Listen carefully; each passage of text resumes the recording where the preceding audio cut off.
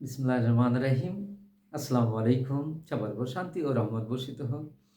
আমার স্নেহের নবম ও দশম শ্রেণীর ছাত্রছাত্রীবৃন্দ ও আমার স্কুলের ছাত্রছাত্রীবৃন্দ, আন্তরিকভাবে স্বাগত প্রত্যেককে আমার ক্লাসে।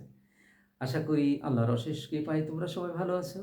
বন্ধুরা, আজ আমি তোমাদের অনুশীলনী 13.2 এর গুরুত্ব ধারা নিয়ে আলোচনা করব। এটা হবে এই অনুশীলনের প্রথম পর্ব।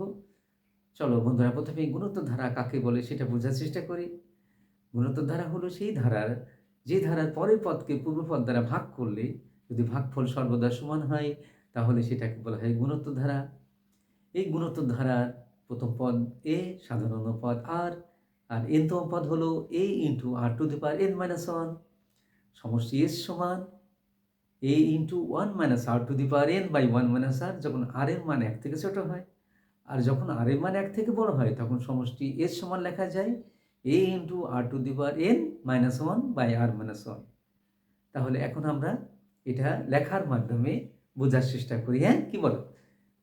2 plus 4 plus 8 plus 16 dot dot dot 64, এটা একটা গুণোত্তর ধারা। কেন দেখো বন্ধুরা, 4কে যদি আমরা 2 দ্বারা ডিভিশন করলেই হয় 2, আবার 8কে যদি 4 দ্বারা ডিভিশন করলে হয় 2, 16কে 8 দ্বারা ডিভিশন করলে হয় 2। তাহলে এটা একটা গুণোত্তর ধারা। এই গুণোত্তর ধারার প্রথম পদ হলো এ, সাধারণ অনুপাত হলো আর এনতম পদ হলো এ into R to the power N minus one. Okay, এখন যদি বলে যে অষ্টম পদ কত, তাহলে A into R to the power eight minus one হবে। কি বলে, তাই না? আর 12তম পদ যদি বলে তাহলে A into R to the power 12 minus one. হ্যাঁ, ওকে। সমষ্টি এস সমান এ ইন্টু আর, হ্যাঁ, to the power N, A into one minus R to the power N by one minus R. যখন আর এর মান এক থেকে ছোট হয় তখন কি হয়, আরটা পরে বসে।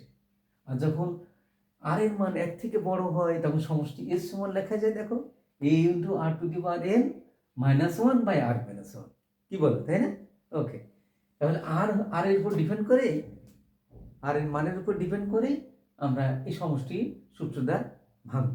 কখন ওয়ানটা আগে বলবে, কখন ওয়ানটা পরে বলবে। হ্যাঁ, তাহলে এখন আমরা তোমাদের বইয়ের নাম্বার 5 প্রশ্নটা সলভ করবো। হ্যাঁ, দেখো এখানে কি লেখা আছে সেটা বোঝার চেষ্টা করি।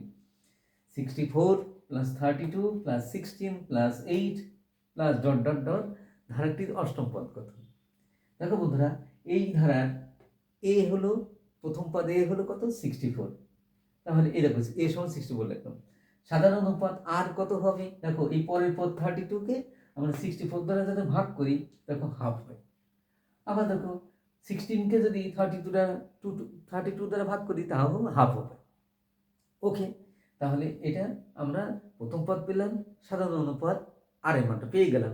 এখন আমরা যদি বলি যে এনতম পদ হলো এ into R to the power N minus one, তাহলে এখানে আমরা অষ্টম পদ চেয়েছি, তাহলে অষ্টম পদ হবে কি a into R to the power eight minus one.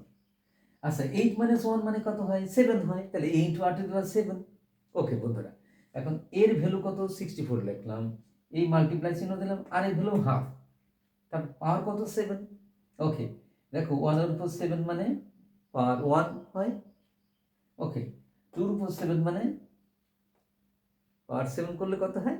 128। ওকে বন্ধুরা, এখন দেখো এই 64কে 64 দ্বারা ভাগ করলে 1 হয়, আর 64 দ্বারা যদি 128কে ভাগ করি তাহলে 2 হয়। তাহলে উপরে দেখো লবে থাকলো 1 আর হরে থাকলো 2, অর্থাৎ হাফ উত্তর হলো, তাই না? এইভাবে অঙ্কগুলি ধাপে ধাপে আমরা পর্বভিত্তিক করব। এবং আজকে প্রথম পর্ব শুরু করলাম, ধাপে ধাপে এই অনুশীলনী সবগুলো অঙ্ক করে দেবো। আশা করি তোমরা অঙ্কগুলি বুঝবে। বন্ধুরা, আজ এখানেই শেষ করছি। তোমরা সবাই ভালো থাকবে, সুস্থ থাকবে এই কামনায়। আসসালামু আলাইকুম ওয়া রাহমাতুল্লাহ।